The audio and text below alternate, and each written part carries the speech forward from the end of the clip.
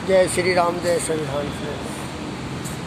जब पूरा विपक्ष बोल रहा है कि ईवीएम पर शक है और बीजेपी गवर्नमेंट के मतदाता पूरे है ये है, तो अगर ये सत्ता पक्ष में बैठी है तो विपक्ष का आवाज़ क्यों नहीं सुन रही है? बैलेट पेपर से ही चुनाव कर ले। ऐसे तो लाखों करोड़ रुपया बेवजह गलत जगह पर खर्च किया जा रहा है जिसका कोई बेनिफिट नहीं है। और अगर विपक्ष आवाज़ उठा रहा है कि ईवीएम पर शंका है, हर चुनाव में यही हो रहा है, तो निष्पक्ष चुनाव के लिए बैलेट पेपर से बीजेपी गवर्नमेंट को कराने में क्या दिक्कत है? इससे तो यही साबित होता है जिस प्रकार से ये बीजेपी गवर्नमेंट कर रही है कि कहीं ना कहीं चोरी और ईवीएम गड़बड़ी में बीजेपी का अहम हाथ है, जिससे वो डर रही है कि बैलेट पेपर से चुनाव होगा तो ये नतीजा नहीं आएगा।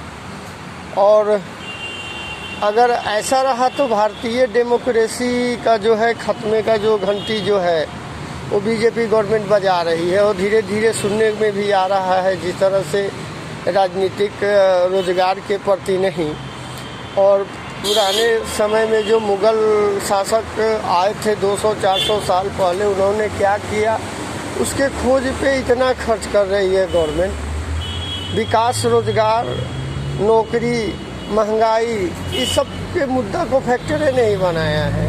इनका फैक्टर यही है कि हिंदू मुस्लिम भाईचारा को ख़त्म करके, अरे भाई ढूंढना है तो एक मुसलमान का मस्जिद ही क्यों दिख रहा है, गुरुद्वारा है, चर्च है, उस सब को भी जांच करवाओ।